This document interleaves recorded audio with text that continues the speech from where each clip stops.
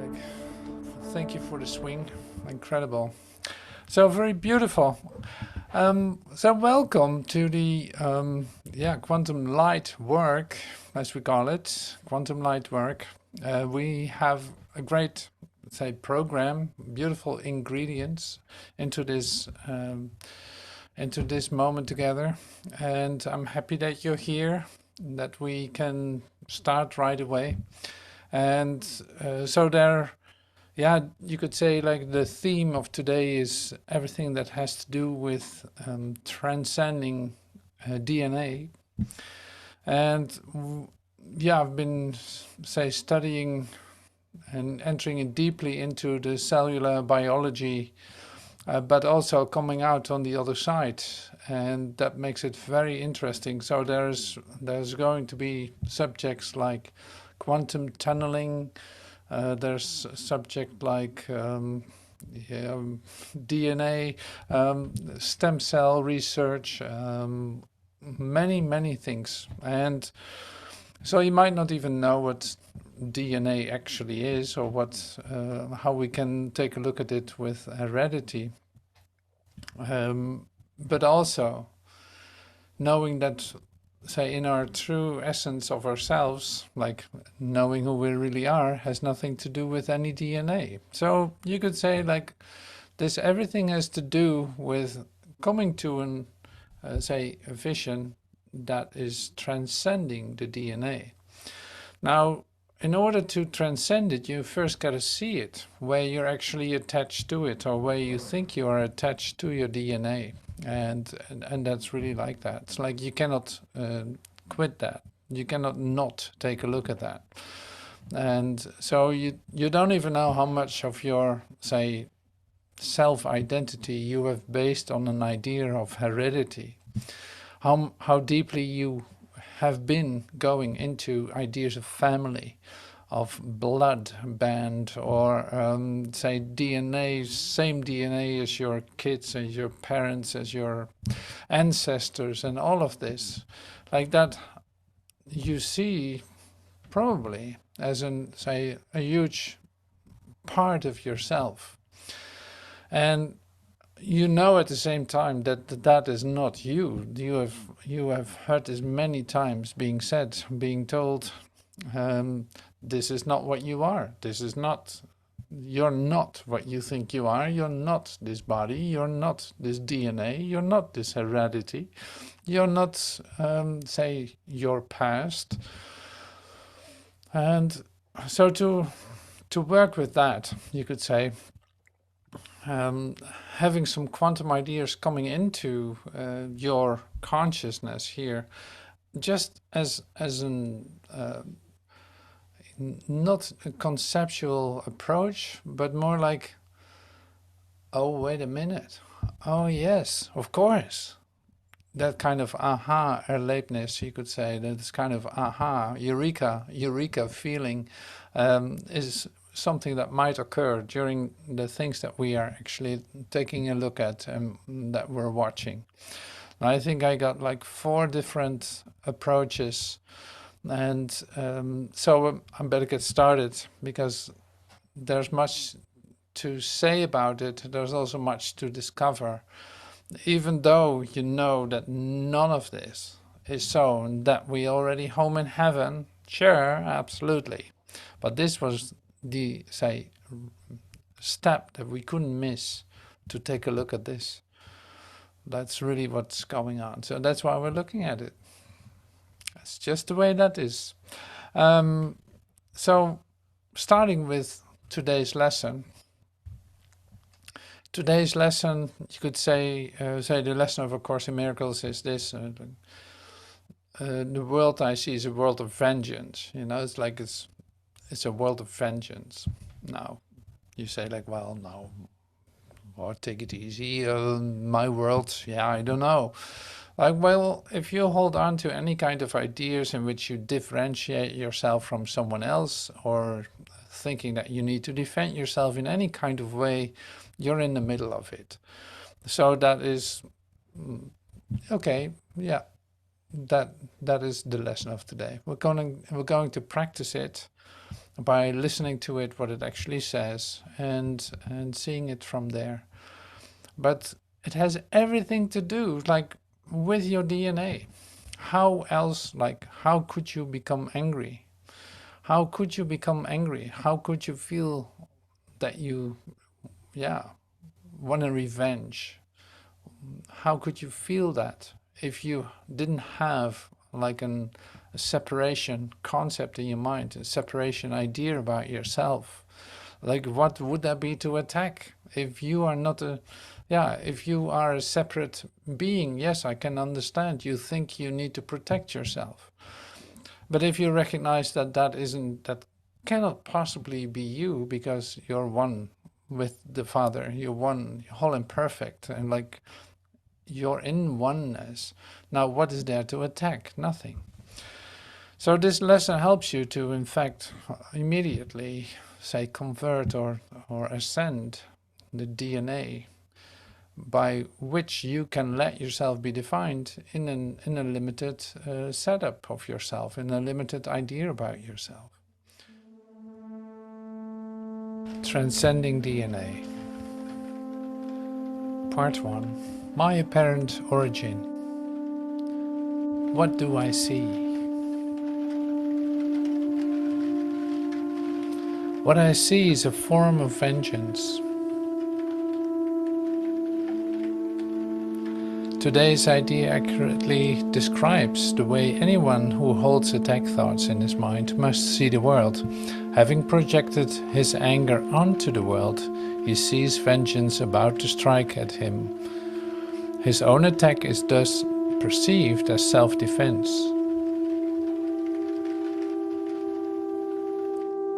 This becomes an increasingly vicious circle until he is willing to change how he sees. Otherwise, thoughts of attack and counterattack will occupy him and people his entire world. What peace of mind is possible to him then?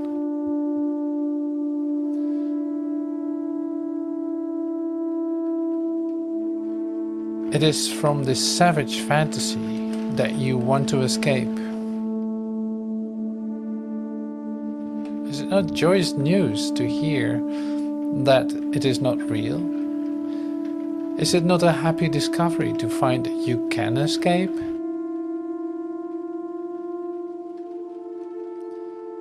You made what you would destroy, everything that you hate and would attack and kill. All that you fear does not exist.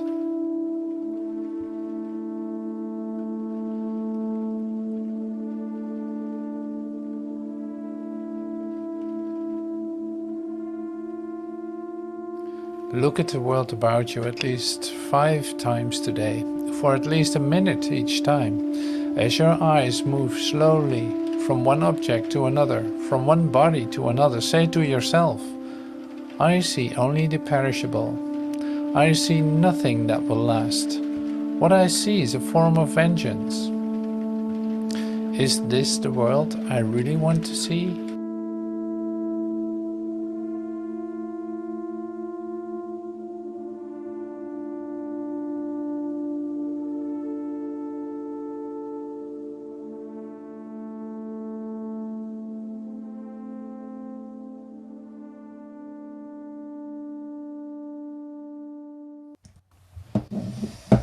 So this is something you can practice. It's like the daily lesson on day 22 of the year, which is today. It's like, what I see is a form of vengeance. And so now it's like, well, yeah, the world news has nothing to do with me, does it? Or when I turn on, does it have anything to do with me? Like, well, with who else does it have to do if there's only you? So this comes to an all-inclusive way of looking at everything, in fact, since you cannot distinguish between what is yours and what isn't yours. Like, no, it's you are perceiving it. So the perceiver here, like, you are observing this and seeing it as a reality, as your life, as your human beingness. You actually are noticing it. So you cannot say like, okay, I have nothing to do with it. It's just what's going on in the world. It's like, no, yeah, well, whose world is it? It's my world. Like, it's my world. It literally, we saw this the other day. It's like, this is you could say an hologram. You project your thoughts on it, and it comes back to you in a certain form. Now, don't tell me that that isn't vengeance what you're seeing. It's like, okay, that's not the only thing you see, sure. But see, it is part of the way that you perceive. It is still a part of your world as you see it. Otherwise, it would not be there. Like if you don't have any ideas about your body, it would simply disappear. If you have any ideas about the world, you see a world. If you have any ideas about vengeance, you will see vengeance. You will see aggression. And say we're used to, as human beings, of, yeah, in our perception, you could say, we're used to projecting, and you put it out there to a certain extent because you don't want to accept it as yourself. So it's like you put it out there so that you can point at it. It's like, well, that's not me, that is my neighbor. He's doing that. Or my partner, he's doing that. She's doing that. See, no. So that is an endless, preoccupation. You could say that's what the lesson said to us, like an endless preoccupation. Now this has everything to do with your earthy idea about yourself, where the possibility is of something that is far and near, and something that is off and good, and something that is bad and good, something that is evil and that is good, something that is spiritually accepted and something that isn't, and so on. It's like it's based on duality, on opposites, on all kinds of ideas related to difference and comparison. Now, any idea of comparison, analysis, or competition is always based on an idea of a separate identity. So always then, it's like always then, there is the factor of vengeance, of attack thoughts, of defense. And you don't believe that until you, say, enter into an unification of that, of the duality. You say, if you enter into an experience of unification, it becomes even more obvious that that was the way that you were thinking. And saying it the opposite way is like in the experience of your wholeness, say, it can actually be completely confrontational to say, for the ones that are with you, to feel this light communication. All inclusive, okay, there's nobody separate from it. It's all just old memories, you could say, that you're looking at. So this, I'm inviting some ideas in here. You can see that. So the other one that we looked at last week too, in our, say, previous meeting, has to do with the continuation of time is, say, presently in this moment. So it's like this moment holds all the possibilities of time as this light hologram that is presenting itself. All possibilities are there. The failure, the accomplishment, the desire, the fulfillment, the say, the attack, the defense, you name it, all the so everything that you could say, like everything that ever took place in time is represented here and now, is in fact here, and it's corrected. Like all mistakes are already corrected. We saw this the other day too. It's like there's a correction that already took place, because we're literally looking at something that is over. So even in this, what we're sharing now, you can experience the overness of it. So for one reason, I could say, like, you already know what I'm saying. You already heard this. It's nothing new. You recognize it. Oh yeah, oh yeah, I recognize it. It's like that is the interesting idea about going into this transformational program that you're in. Basically, looking at everything one more time and seeing that the, say, ultimate, resurrection, the ultimate unification, becoming whole, illumination, did take place and was successful. So this is where you enter into, and that becomes more and more obvious if you let go of your struggle, of your strive, if you let go of your ideas about yourself as being a failure, or when you let go of your ideas thinking that still something needs to happen before that is so. It's a bit what we shared, say, yesterday in the meditation with Joel Goldsmith. It's like you see that prayer doesn't give you anything new in that sense. No, it is literally letting that what is complete and whole and perfect come into your awareness. So this is what it has to do with what I'm sharing.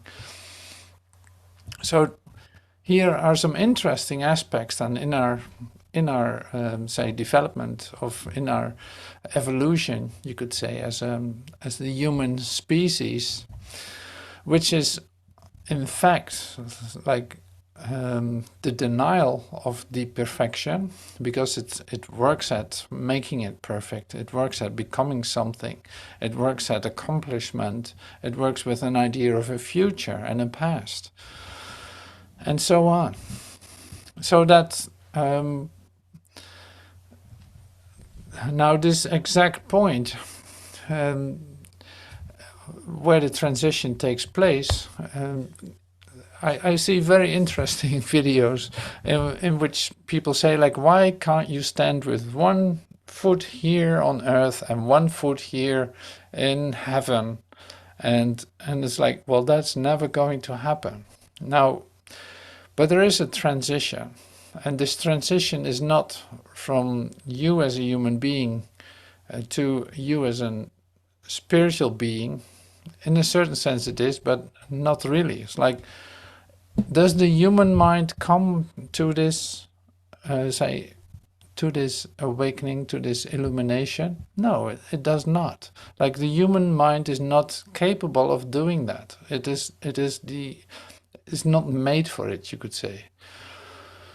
It is not made for it because it believes in limitation, and it can go very far in, say, opening up its awareness and say, bringing it to a different way of looking at things. But then there's a transition. Now this transition takes place also in quantum systems. That's why I'm talking about this, and we will take a look later on to this at an actual occurrence of when can this transition take place. And it's going to be very interesting. So, but that's another video.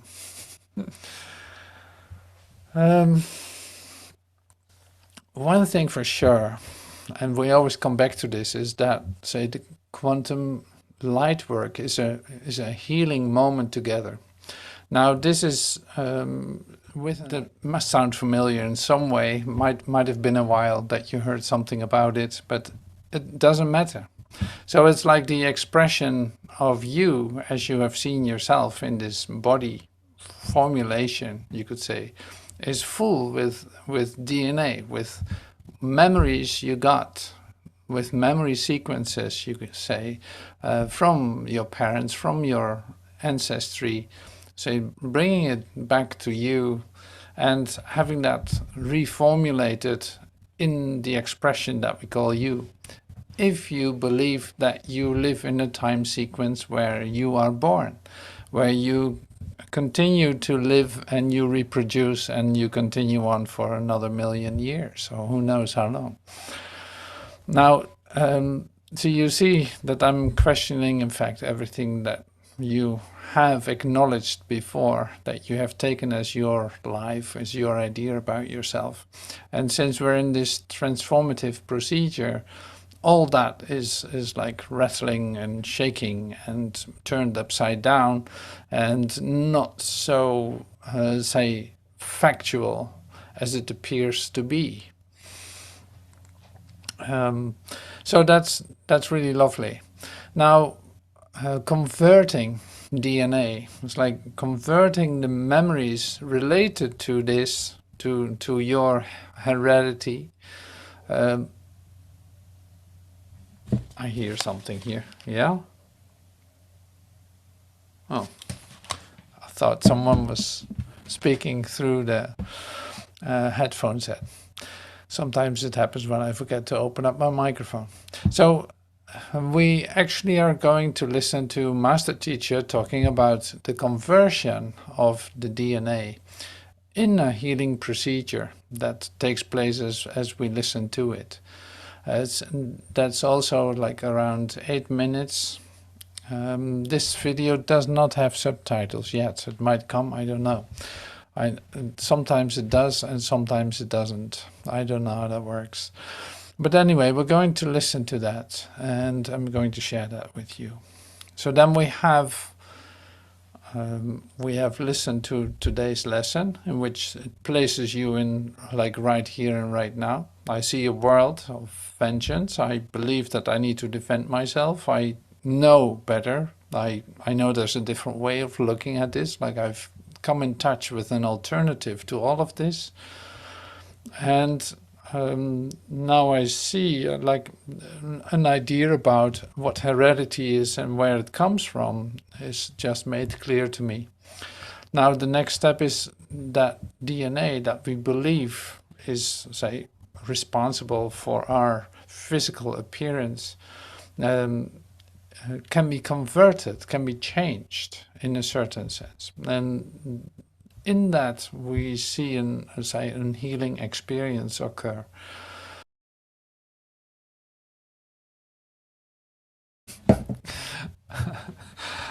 So where you want to go with this? Yeah, now it's going to be interesting, isn't it? It's like, wow. So Master Teacher touches something very specific here, and that is giving up the conflict with your DNA. You could say converting your DNA. He calls it converting your DNA, but giving up the conflict of your DNA. Now this is interesting because I've been looking at that myself too. It's like look at your life as you see it as a human life. You have your time here on Earth, and you have had all kinds of ideas about your heredity, about your family, maybe about your children, maybe about your mother, or who knows how that works for you. But then at the same time, look at, say, the tremendous, of course I'm speaking for myself, the tremendous conflict that you have been working out, you could say, or have been forgiving related to your DNA. Like you've been busy with that. You've been also choosing for your heredity, for your DNA, for your ancestry. You've been choosing that as your identity and holding on to that. And you say it's my family, it's my grandchild, it's my son, it's my daughter, it's my mother, it's my aunt, my this, my that. And of course you have felt so much love for them and feel so much love for them, which is great, of course. But what I'm saying is that this the specialness, you could say, the specialness related to that has to do with your ideas about who you think you are. Thinking that you are this thing, you could say, in this family, with this same blood, or who knows what, like with the same blood, with all the relationships, we look out to one another and do all kinds of things. So that's really beautiful. But in fact, I'm saying it's like the it is still based on a separation in the sense that it selects. It selects for the tribe, you could say. It selects for the family. It selects for the bond that you feel based on an idea of DNA that goes really far. Look at the worldly conflicts, you could say. Look at how much DNA is essential in the differences, in the fights that are taking place, in the conflict that seems to be there. You know, all of this is a representation of that, what you believe in terms of DNA. Yeah, so that's quite big. Now, to give up, and this is here where the healing procedure took place, just in the little podcast that I shared with master teachers. Like, the healing takes place as you for a moment can give up the conflict of that DNA, that suddenly it doesn't matter anymore what your heredity is, but you actually start to feel love for your brother, no matter what it is, where he comes from, how it looks, or whatever. It's like it doesn't seem even have to do with any kind of formulation. So that is where the healing can take place, and that's where you start to recognize everyone as your dearest friend, you could say. Like, there's no, in that moment of forgiveness, there is no conflict, and you recognize your oneness with everyone, and you recognize that it's all you, that there's no selection to be made. So on that note, you could say you actually transcended your DNA, finally coming to the recognition of your wholeness, which doesn't know about separate parts or separate nucleotides or separate DNA strands that determine something. Like, you in fact, the code that is in the DNA is the code that you have believed yourself to be, say, created by. And that was a mistake. That is just not the truth about you. Now, you know, say, we've read a lot of things, so you have your background with the miracle principles, for instance. You might have heard of them. And so the miracle principles, one of them is like coming to a spirit identification rather than a body identification, shifting into invisibility. It's like transcending the three-dimensional formulation of yourself, coming into an out-of-time rearrangement or of arrangement in which there is no matter going on, no mass, no density, no objective reality.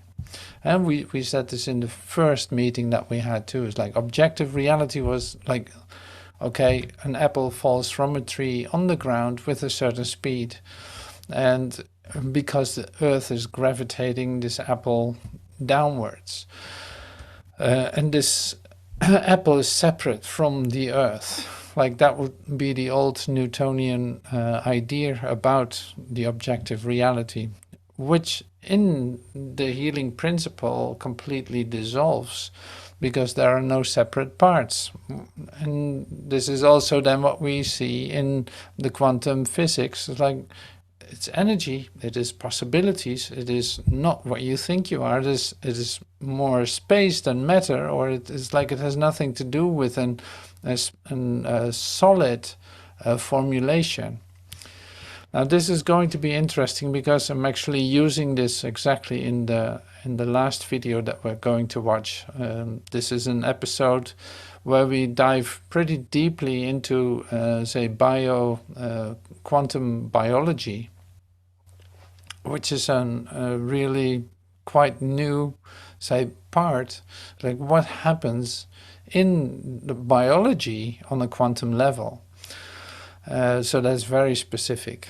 But you will see certain phenomena there that are being defined and say brought into expression, that will seem to be very helpful in getting an idea of what it means to, say, transcend from a three-dimensional definition of yourself into a four-dimensional, say, space, time, moment.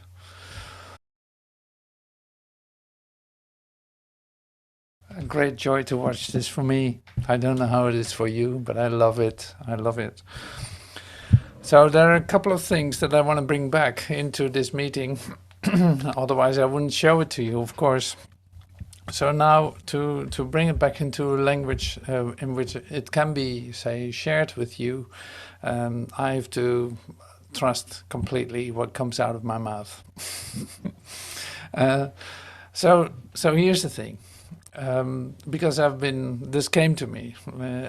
Yeah, it's like I was standing still with this, and it's like this quantum tunneling that you saw. Quantum tunneling. You saw Schroeder's say equation with, okay, quantum tunneling is defined by something that has in its equation mass, mass. Now, I love to always say in equations, I love to bring, say, infinity into it. So what if mass is infinitely small? You could say if mass is 0, that would be infinitely small. What happens then with the transparency to move through objects that you weren't able to do before? You say like, well, okay, so what actually are you trying to tell me? Well, this is this, like the shift into invisibility that we were talking about like two episodes ago, or one, I don't know exactly.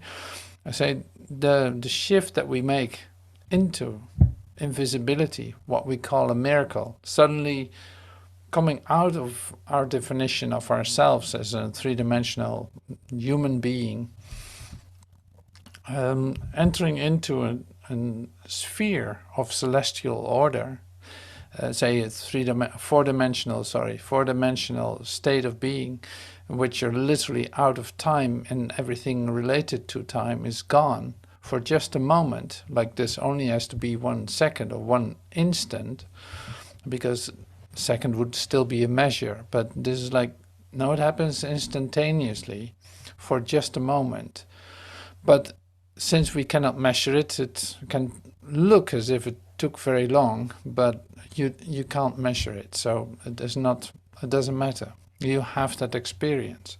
Now the shift into invisibility would be consciousness-wise leaving, say, transcending any definition that you hold about yourself regarding your DNA and this world and everything about it. But this world is like also a product of your imagination as a three-dimensional being, as a mortal, as they say in the last video.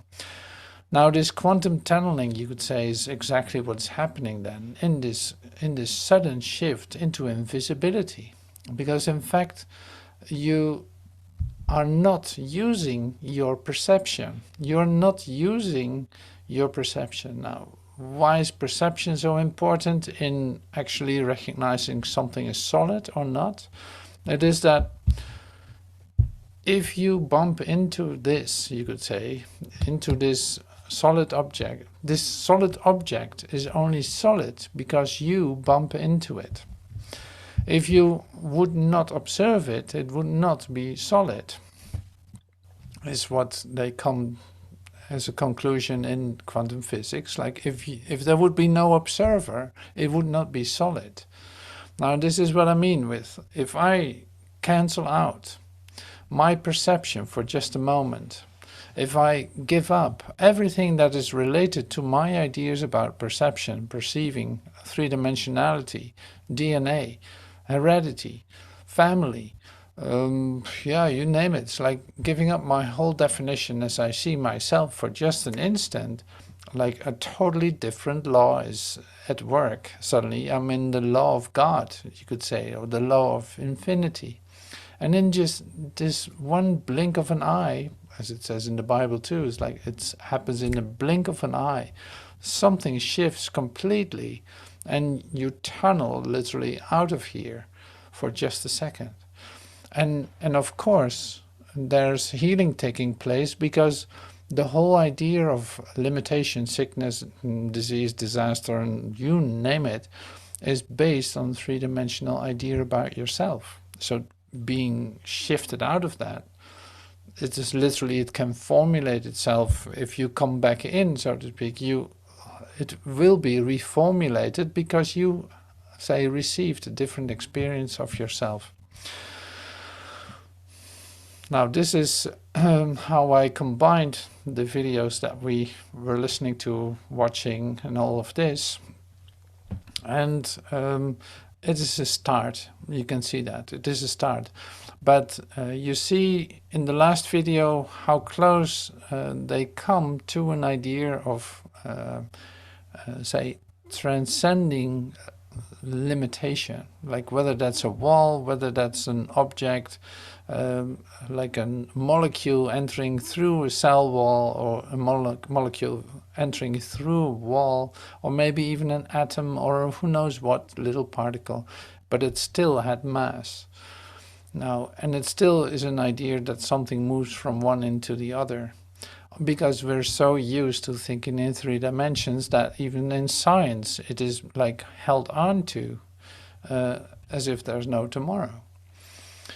So to transcend the 3-dimensional thinking in our, say, hypothesis, you have to open up your mind and allow something to occur in which you don't do that, which really could be called like miracle-mindedness. So this is all coming together in that sense and is at work in the moments that you experience a miracle, or that you are experiencing something that is not according to the definition of yourself as you were used to. And the immediate result of that, the immediacy of, say, something that's occurring with you in your say, individual experience of yourself, is in fact that you feel the release, that you become happy, you feel fulfilled, you feel connected. You know, so it's like that would never be possible in a 3-dimensional definition of yourself. You would always see separate objects, you will always see distance, you will always see this and that. You know, so that's why we say, like, can a human being transfer into an illuminate mind? No, that's not possible. You will never get there. And so that doesn't mean that you will never experience it. It's like, no, well, that's not what I'm saying. So you will never get there. As you see yourself, you will never get there. And that's why in the process of healing, we discover that our definition of ourself, or our self-evaluation, becomes of less and less and less and less importance until it completely disappears.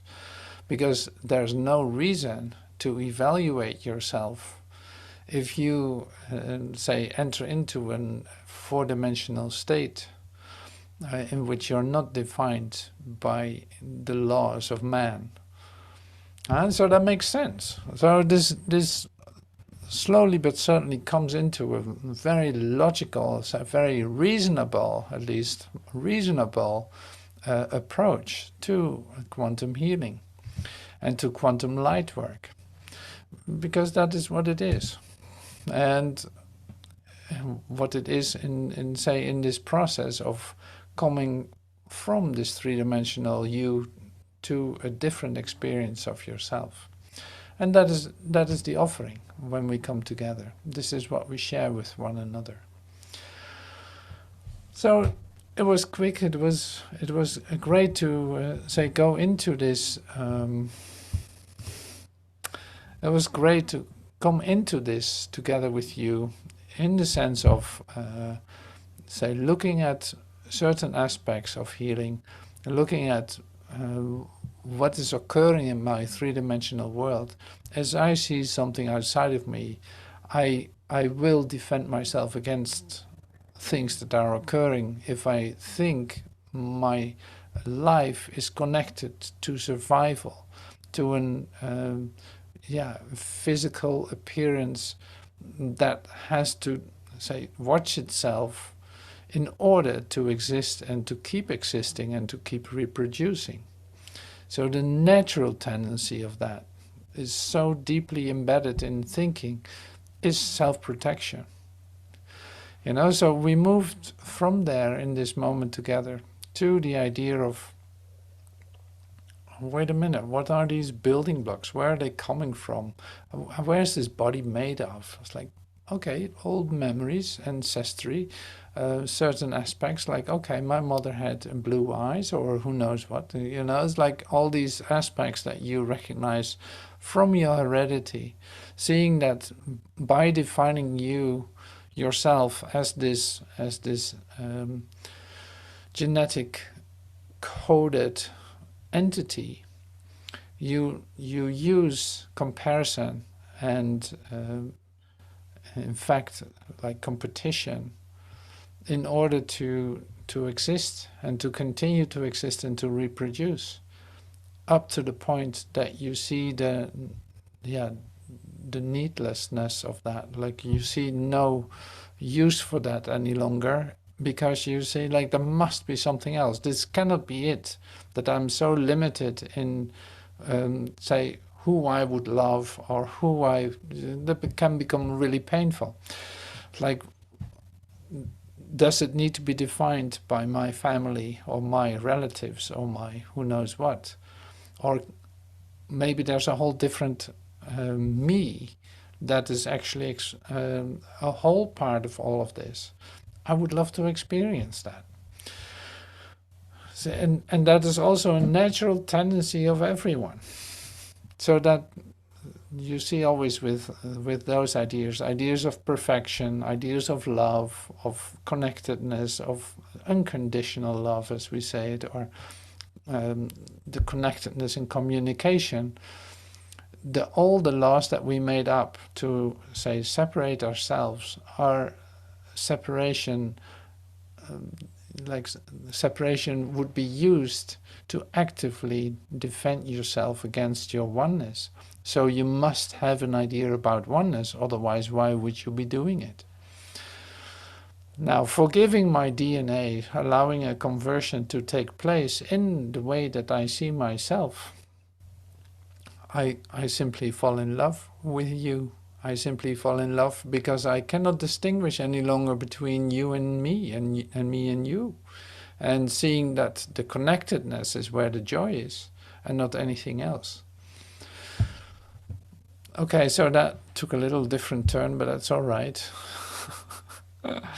So entering deeply into the biological quantum biology, seeing that on a very deep level, when I recognize that there's no such thing as mass, that my physicality is not defining me any longer, that my perception is not being used any longer to solidify objects and to separate objects like I did before, I see that I tunnel into a fourth-dimensional experience of myself that has its own laws, the laws of God, like it is a relief, it is an expansion, it is a complete connectedness and a fulfillment that doesn't need any kind of accomplishment, but is being recognized as a state of being.